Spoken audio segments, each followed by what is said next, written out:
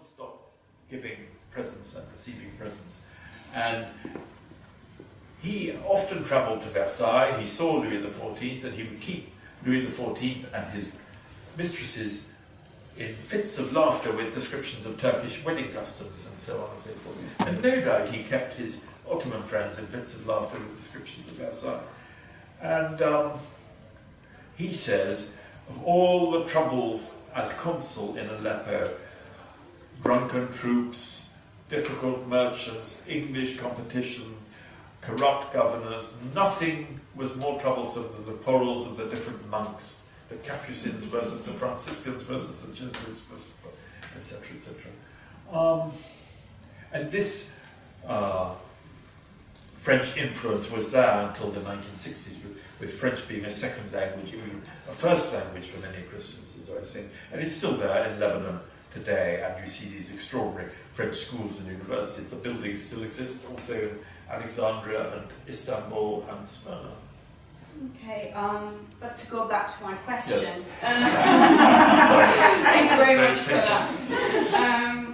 So, what is your personal interest in Aleppo? I mean, why a book on Aleppo? Because also I have written a book on Smyrna, Alexandria and Beirut, pursuing this quest to find out how a mixed city can or cannot function. And I was aware of Aleppo, but I thought 4 cities in one book was too much. I had some material, and then at a lecture at the Hellenic Center, I met Mark Ghazaleh, who is here, and he suggested, why not a book on Aleppo, from the city from which the Ghazaleh family comes. In fact, the Beit Ghazaleh is, or one now has to say, was the largest old house in the city. And 2016 was the 500th anniversary of Yavuz Selim's conquest of Syria and Egypt, a world-changing event when Syria, Egypt and the Hejaz are absorbed in the Ottoman Empire. So the Ottoman Empire then really becomes a world power. And so, age 19, then I went back there again in 1970, 1971. I travelled to some of the, not enough, of the Roman cities round about, which is simply staggering, where you could still see agricultural workers living in Roman houses. And then I went back frequently from Beirut, when I was living in Beirut in the early 2000s. And I went to conferences in Aleppo on travel in the Ottoman Empire, and to the French Language Week, and to conferences at the university. And it was extremely interesting. I saw the process of restoration of some of the old houses, transformation into hotels, the passionate interest of many Aleppines in the history of their own city. Thank you. So, in context of the book, when did you start researching Aleppo seriously? I started in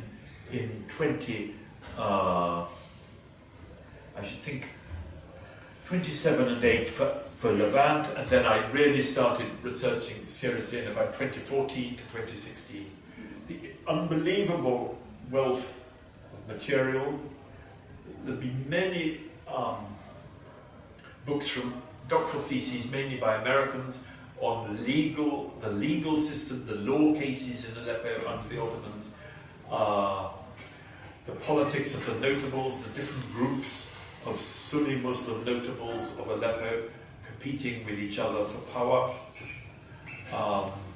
What's particularly fascinating, because there will be hopefully a second paperback edition, revised and expanded, and what is particularly fascinating, especially now, is the international role of Aleppo as a spy centre for the Portuguese during their wars against the Ottoman Empire, a link to Persia if there's going to be a Spanish or Portuguese alliance with Persia against the Ottoman Empire, then this incredible role in the First and Second World Wars, again as a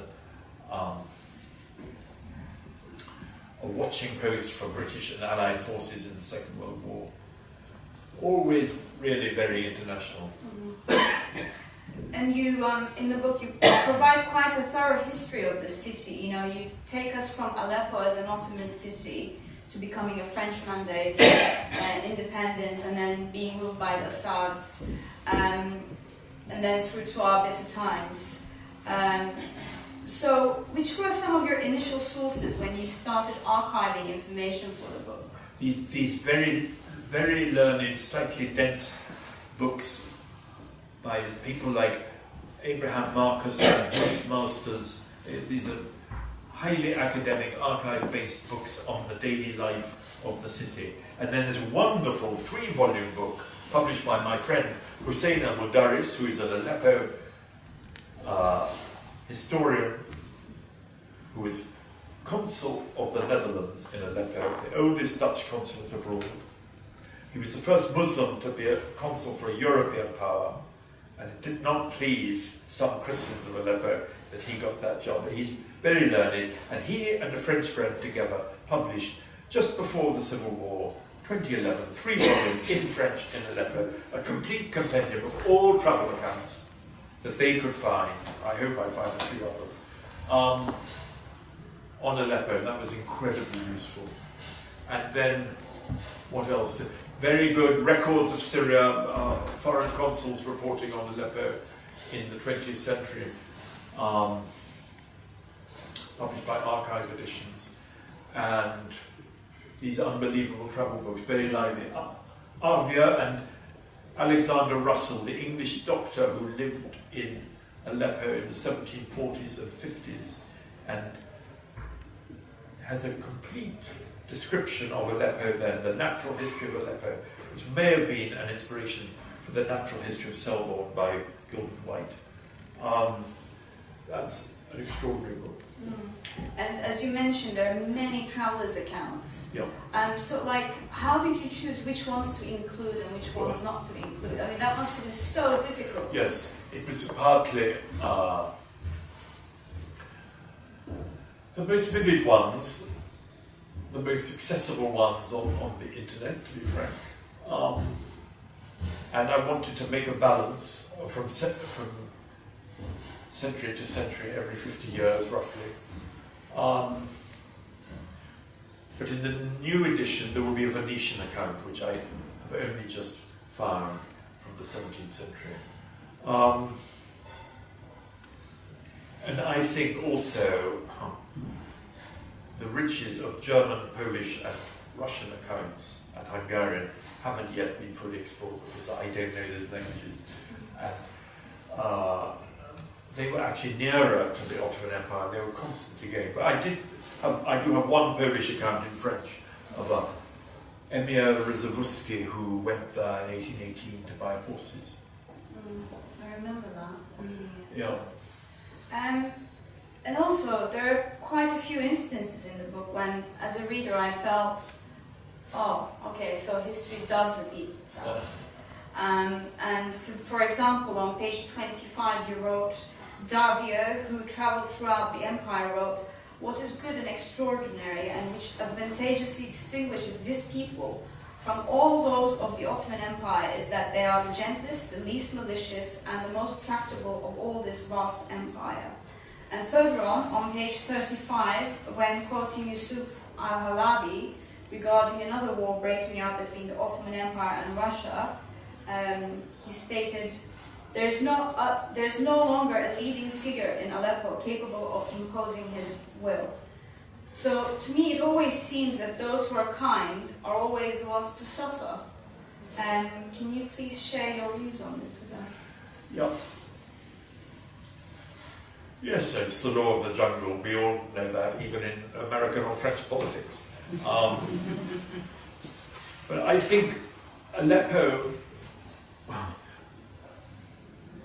there was less suffering until now than in Damascus. Why? Because it was a trading city. There were no great religious shrines to arouse or stimulate hatreds. And when he's saying there's no leading figure in the city, that the 1790s, as the Ottoman Empire is weakening, is losing these wars with Russia, and also is debilitated by epidemics that are uncontrolled because it's not practicing quarantine. And yet the city went on the trading did go on, the souks went on, and other observers say actually it's amazing how the city can go on with very little control, and sometimes the governor sent by Istanbul was rejected by different groups in Aleppo. There was no governor for several months, and yet without too much bloodshed or disturbance, the city went on.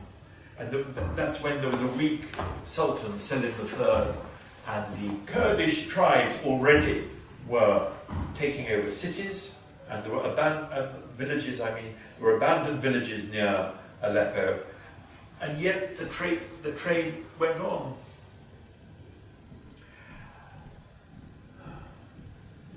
And I think Aleppo and Damascus were two of the cities that transformed from Roman cities into Arab cities, into Ottoman cities, relatively peacefully compared to anywhere else.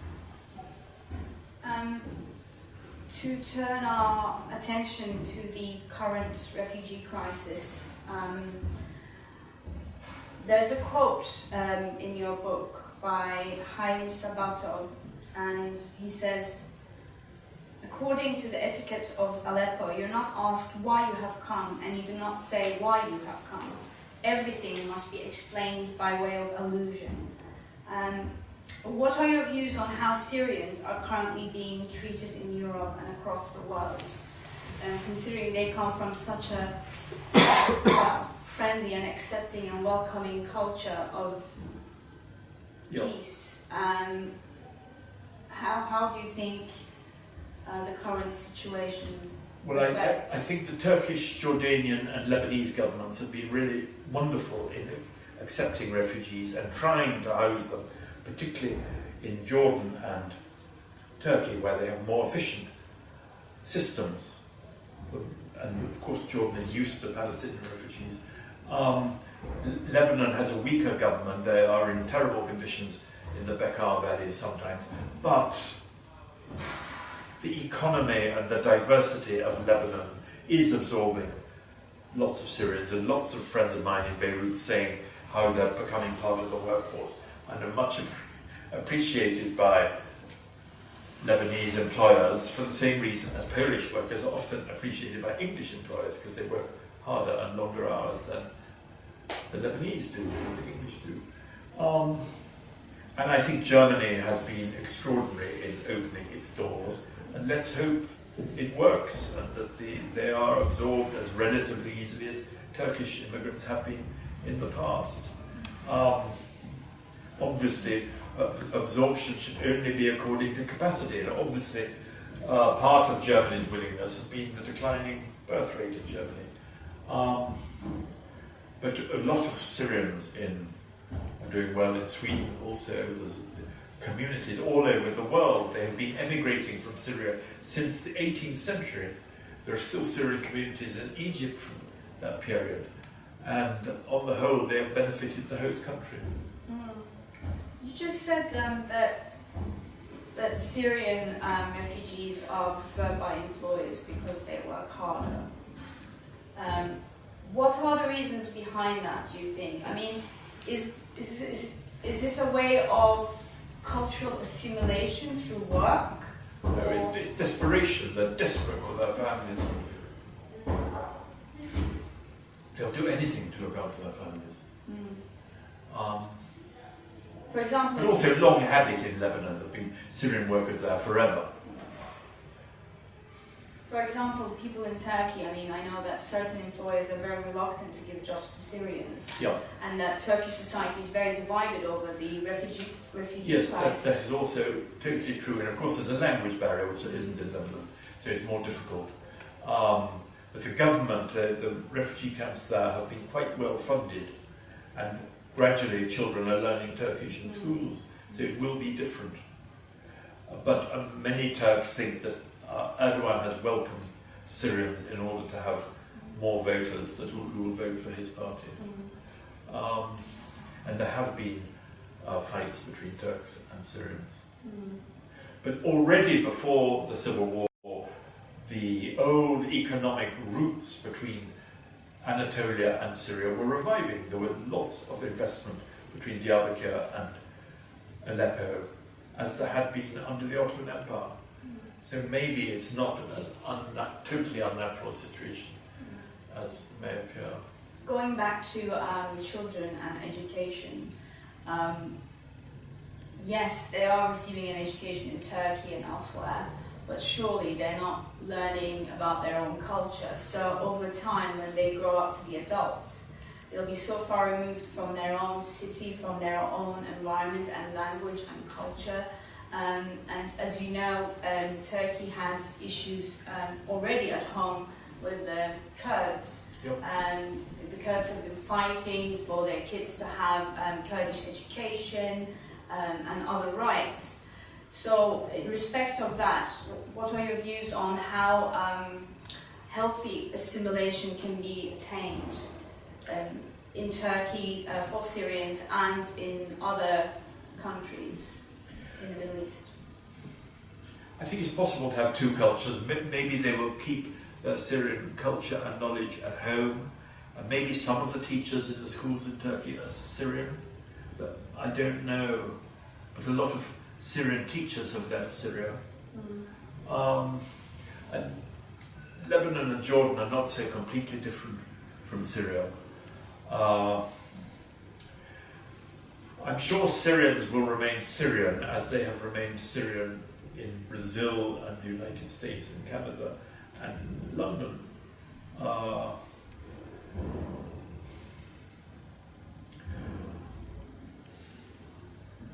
I don't know, I haven't read recent reports about what the schools are like in the refugee camps in Turkey. And what do you think about the camps in France, the situation the kids have been in? They're terrible. Yeah. And the UK, what do you think about UK's policy towards immigration? Very different from, they were more welcoming in the 1930s when there was more unemployment. Terrible. But obviously it has to be conditioned by the amount the population can receive, and obviously South East England is very densely populated. I think Scotland is more welcoming, from what I've read. France absorbed many Armenians from Syria in the 1920s. They were first housed in camps near Marseille, but later they became part of the population. I don't know how many it's absorbed recently. So do you think that this kind of culture of otherness, we in the West see people, immigrants from the East as the other, because we don't know much about their culture. Do you think it has made us enemies of each other without noticing it? You know, it feels like most people in Europe feel as if the Middle East has always been a war zone. However, as you saw aptly proven in Aleppo, it wasn't so. In fact, Aleppo received European refugees in the Second World War. Yes, and in part 2, where you provide a vast selection of writings from foreign travellers of different occupations and backgrounds throughout different intervals in time, there's a quote on page 157 by John Fuller, and he says, "Smoking is almost universally practiced by the Alpine ladies, and the greatest compliment that they can pay you is to transfer the pipe from their own lips to yours." Surely no one in this day and age knows how open, unreserved and free Syrian women were in the past. How do you think this transformation of perception took place? Well, I think otherness is, of course, you find it in some media and some newspapers, but in practice, in big cities like London, Paris, Montreal, Sao Paulo, I wonder, everybody is other. Many companies and offices and cafes, we've all been to them, there many different nationalities are working together, and in practice they just get on with it, particularly nightclubs among the young. I don't know if you've been to a London nightclub recently. They just get on with it. So I think otherness is a great concept to write about, but whether people practice it in their daily lives as much as is said, I wonder. Of course, it varies hugely from class to class, generation to generation, region to region, depending on prosperity. But some cities have always been deliberately international, like Paris, even London, and certainly Marseille, where there have been Armenians from the Middle East since the 1670s, and probably earlier. Certainly Istanbul. St. Petersburg was founded to be a city of the others, to be an international city. It all depends on events and trigger events, riots like the riots in Cologne 2 years ago, or terrorist attacks. But after the latest terrorist attack in Paris, the next night the Champs-Élysées was full.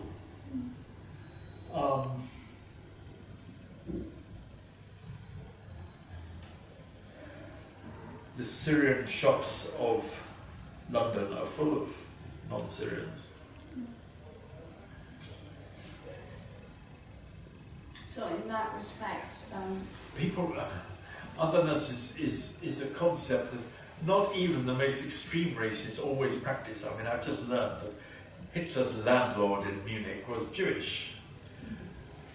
He kept a room for Hitler when Hitler was in prison. He was, his house was taken over in 1934. He was sent to a camp. Miraculously, he survived, and he got his house back in Munich after the war. Mm. And Hitler had, of course, seen and known people from many different religions and races in Vienna. Mm. So, you know, talking about otherness and sort of a division in societies across the world, as it has been seen in the Brexit vote, as it has been seen in the US elections. How do you think the suffering in Aleppo and Syria at large will come to an end, if it will come to an end? I think there has to be an international force somewhere. Nothing has changed in the present Syrian government. Nothing much is happening, as I've just, I mean, the security forces rule basically and are stopping the restoration planned in Aleppo. I don't know. I just don't know. I think there are already non-Syrian forces in Syria, so it's nothing new. There are Russians, Iranians, Hezbollah, Qatari and Saudi-backed militias, some American and British special forces, whatever that means. It already is an international situation. I don't know, but the present, what's it called? There's a French phrase, petite guerre, low-level war will go on, I think. And of course, the government hasn't yet, by any means, got control of all of Syria. Mm. And there's too many powers are at stake, and it seems like a horrific reincarnation of the Iranian-Ottoman wars of the 16th century, with Iran interested in pursuing a Shia agenda, I fear, both in Syria and Iraq. Do you think that the US will intervene to bring down Assad? I don't think it can. I don't think there's the means of operation of that, or certainly not the will to intervene under whichever party is in power, because of the debacle in Iraq. Mm.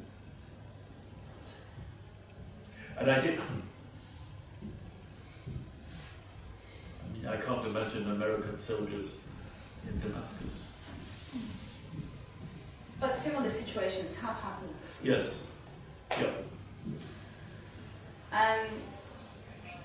To go back one step, again, several quotes from Alexander Russell in your book portray Kurds as plunderers or dangerous people no one dared defy, in a way similar to current-day ISIS. To what extent would you say the perceptions of foreigners on foreign cultures affect the way those cultures develop? I don't think very much. I think they have the inner logic and dynamism. The Ba'ath Party, for example, is very much a Syrian and Iraqi creation. It's not to do with foreign perceptions. And the Arab revolt against the Ottoman Empire, of course, was helped by British help, but it probably would have happened anyway. They were already quite restless before 1914 as the Ottoman Empire was weakening. And there had been Arab-Turkish tensions since the 9th century with the Caliphate in Baghdad. And the Shia-Sunni conflict, which is emerging more and more as the overshadowing conflict in the Fertile Crescent. That's been going on since the 7th century. I think foreign the impact of foreign powers, enormous as it has been exaggerated. And these societies and empires and regimes had their own dynamic and their own, above all the economies. The huge factor in Syrian politics has been the desertification of part of the countryside due to damming and other reasons and droughts. And they have enough forces and factors to explain an awful lot of what is happening. And of course, foreign involvement was partly invited by either the Ottoman Sultan or the Druze or the local Christians or the Shahs of Iran wanted Russian protection. It's not just foreigners intervening, but lured in as America was partly by Iraqi Shia in 2003. As part of your research and writing for the book, I suppose every book brings something new to the writer and teaches something new, something previously unknown. What would you say writing this book and the process of research taught you? Well, I think that a city is a world. A city has its own dynamism. It's not just dependent on states and religions and races and economies. And Aleppo had its own character. It was more exposed to international people and traders and trade routes than I had thought. What else? I think the liveliness of Aleppo groups outside Aleppo now in London. I've had very interesting meetings with people from Aleppo from different religions. They're getting on with their lives, they're not repining only. Of course, if they're in London, they're better off than most people from Aleppo.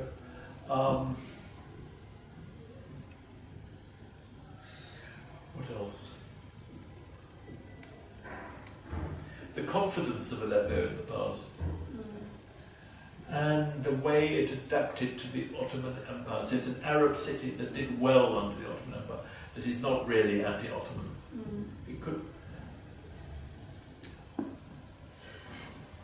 And I suppose the other thing, though, I had suspected before, we have no justification.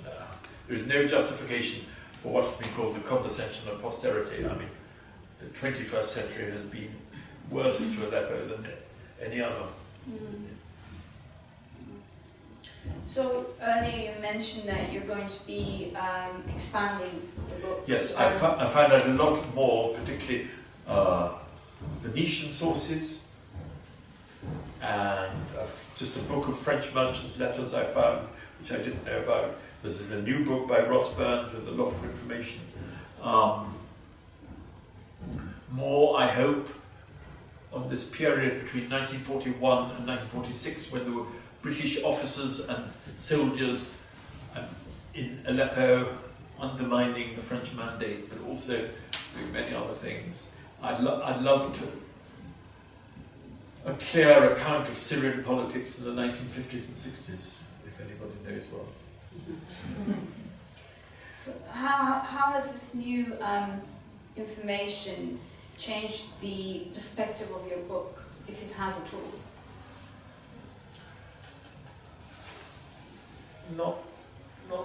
Not enormously. It's fleshed it out, and I suppose how much Aleppines were or could have been in charge of their own destiny, how well they functioned under the Ottoman Empire.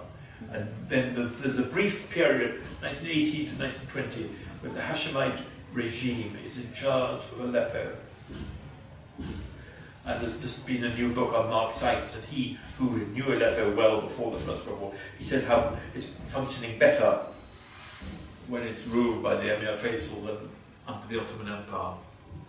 So it could have functioned better. If there'd been a Hashemite regime in Syria, it would have had a better period than it did under the French, and then later with constant coups, because now Iraqis look back to the Hashemite period before 1958 as a golden age.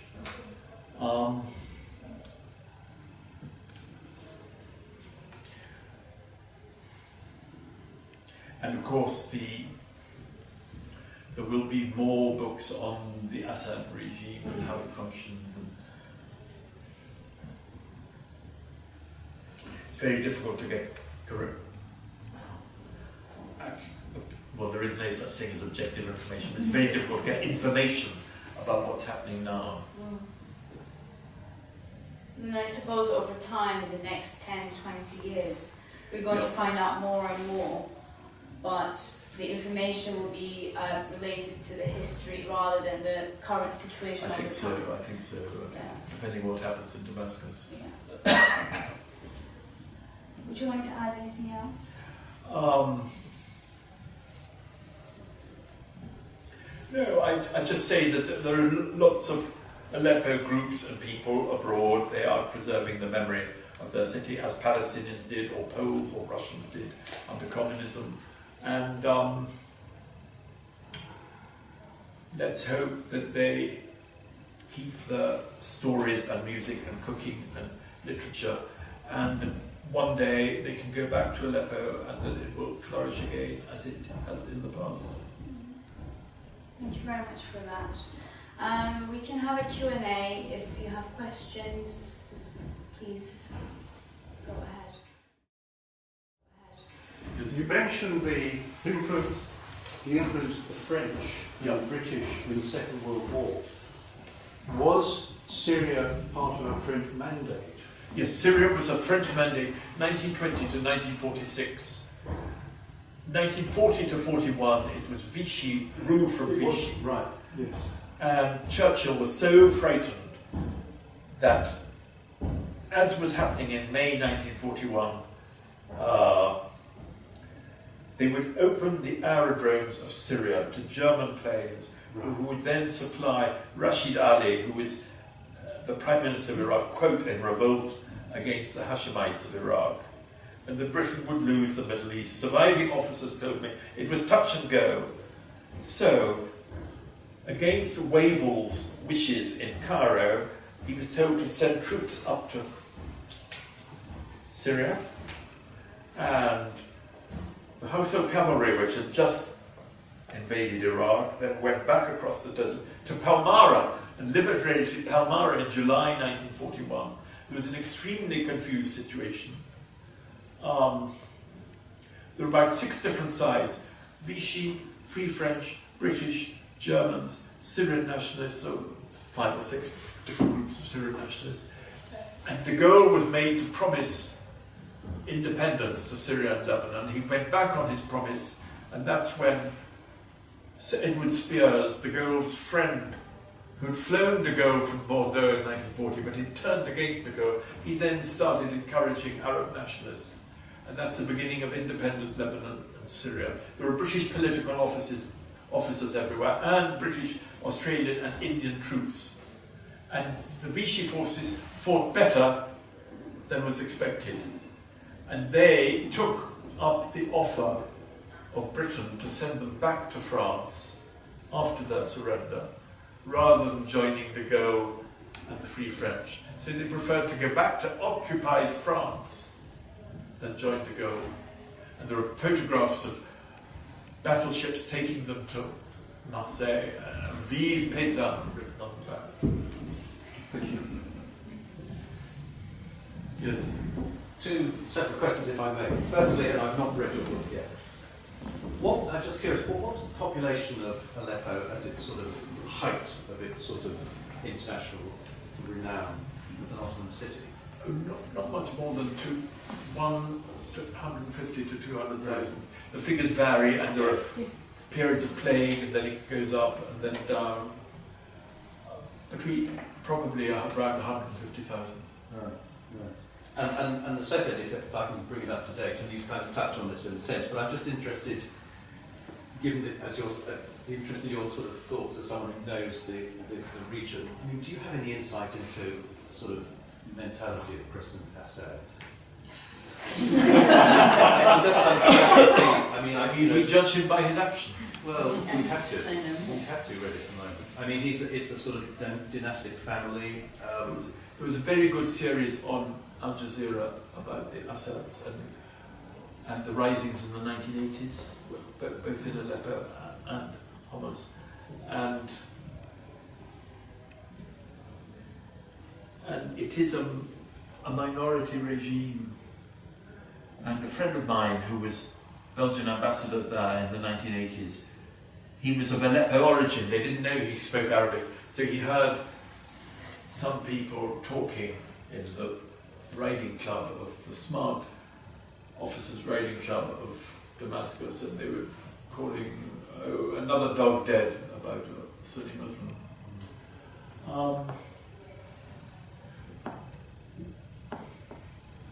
He's an extraordinary survivor. But compare Syria before the Assads arrived in power and Syria now. I mean, it just saddens me. I think it's often, I mean, my knowledge of inflation comes from what I read in The Economist and the Financial Times, plus a bit of BBC, and periodically you see a map of the country, and he's still, government forces occupy just a relatively small bit on the coast on the west. As you said, there's a great chunk of the country that doesn't. Still, and yes. He appears to be. I'm not even sure who's ruling Palmyra at the moment. He just sort of appears, and you see him, he's sort of, probably sort of stage managed sort of English language interviews he gives to fairly tame journalists, and he speaks in a soft English way, and he just seems, you'd think he'd be content, he seems content with the status quo almost. Yeah. And I just find it depressing. Yeah.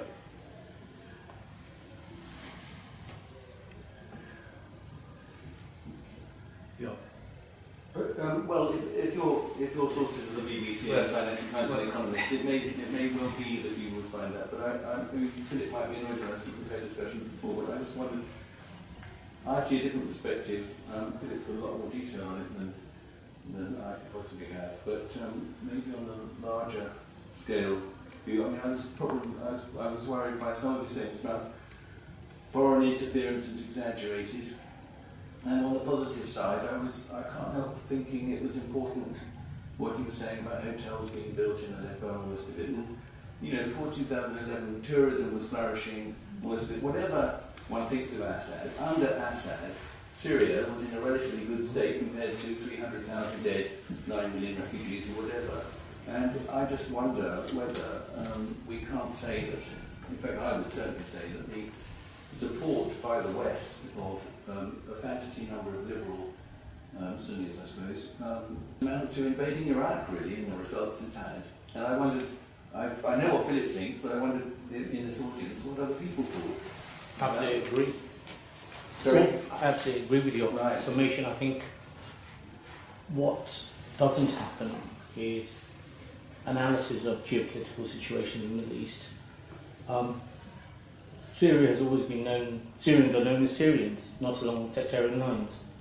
But the West now, regrettably, refers to a very ancient city along sectarian lines. I mean, if you'd spoken to the Grand Mufti of Syria and said to him how many Muslims there were in Syria, he would say 23 million. If you spoke to the head of the Coptic or the Christian church in Syria and asked him how many Christians there were in Syria, he was give you the same answer, 23 million. Syrians have always referred to themselves as Syrians, and what's happened now is that you have a regrettable proxy war. I think always is a bit of an exaggeration.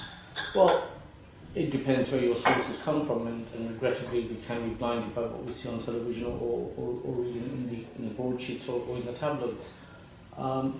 Syria was flourishing up to about 2011, and I think what one needs to understand is that you have two analyses: autocratic government where civil society is still making small but fundamental steps to modernity and openness, or what you have now.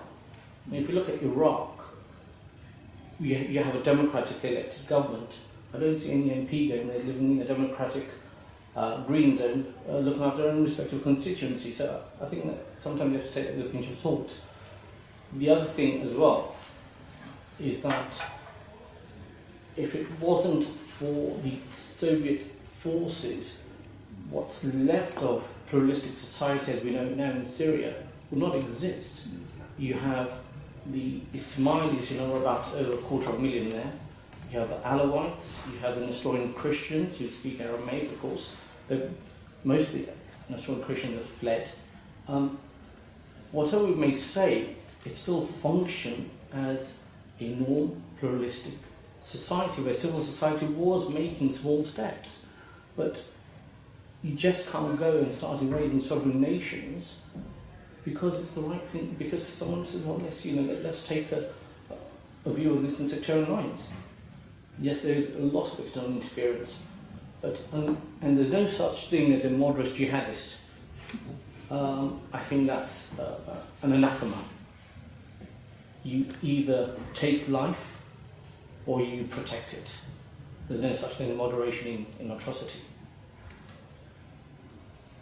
On all sides, atrocities are atrocities. Whoever Absolutely. commits them.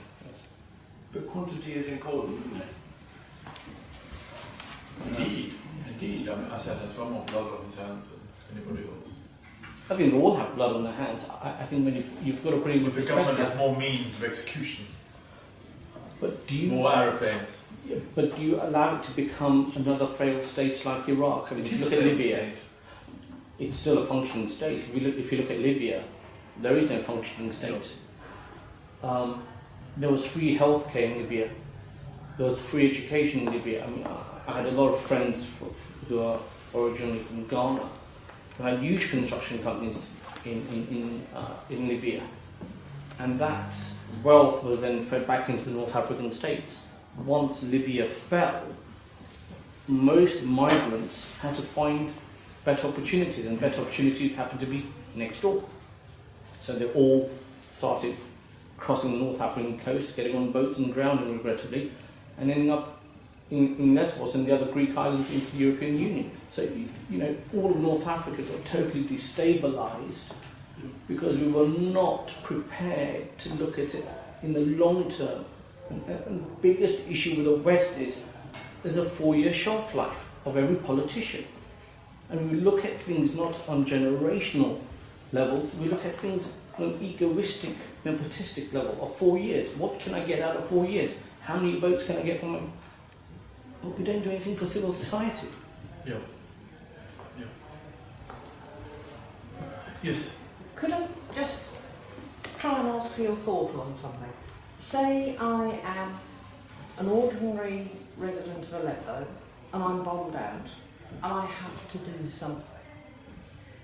do I really want to take up Frau Merkel's kind offer for me to be a German housewife, or do I want to safe haven until such time I can go back to my flat? It depends on individuals. Some people are determined to stay in Syria. Some people are determined their children should not have to grow up in Syria and want their children to be educated abroad, and they themselves, it depends on educational levels, obviously. Some people feel they can function in the West, some don't. But even if I was educated, would I want to go back? Would that be my goal? To sit it out, to sit out Not if the you current want. unpleasantness, and then go back? I think some people, if the children have left, are prepared to risk that, but I think people with children want safety. They would actually want to go and live in Frankfurt or whatever and Well, speak German. Or Turkey or Lebanon, Cyprus. The problem does arise, of course, the longer the children live in the country that they've moved to, the more they want to stay there, because the more used they are to it. And of course, And they start then making the decision, don't they? I mean, if we think back to the film Brick Lane, he wanted to go home. She didn't because her children were English by then. By any chance, have you seen the BBC documentary Simon Reeves on Turkey? Recently, No. it just aired like a couple of weeks ago. Bits of it, Yeah, because he was there showing the refugee camps, and I felt, when I was watching it, I felt, oh, what an amazing piece of propaganda for Erdogan, because they were basically showing these refugee camps, saying how great it was, that there was a playground for kids, and there was a shop set up so that the refugees could buy whatever they wanted. But at the end of the day, you look at it and you think, well, these people are displaced and they don't have a home anymore. They live in a refugee camp. So how can we make it sound like, oh, this is so great? I just felt very... We saw that, Yeah. and I did feel that very much, okay, these people were comfortable and their needs were addressed, but they were marking time. Yes. There was no moving one way or the other. Of course, it's just occurred to me maybe some traditional Ottoman way of dealing with one minority, the Kurds, use another, the Arabs, because they're mainly in southeast Turkey, I think.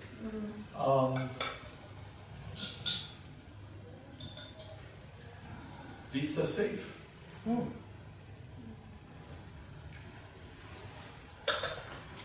Thank you very much. I've got one final question. Sorry, you touched briefly on Turkey, Lebanon, and Jordan taking on the refugee crisis. There's no mention of the Qatari or the Saudis opening the door to anybody, their fellow Muslim brothers and sisters. It's shocking, yes, but It seems to have been totally swept under the carpet in the last 5 or 7 years. Exactly. What's your view on that? yeah, I think it's lamentable. They should have refugee camps. They're more difficult to get to for Syrians, to get to Qatar. You have to cross Iraq. And the whole role of funding groups is terrible, and will blow back on them, I'm sure. Okay, thank you very much for coming.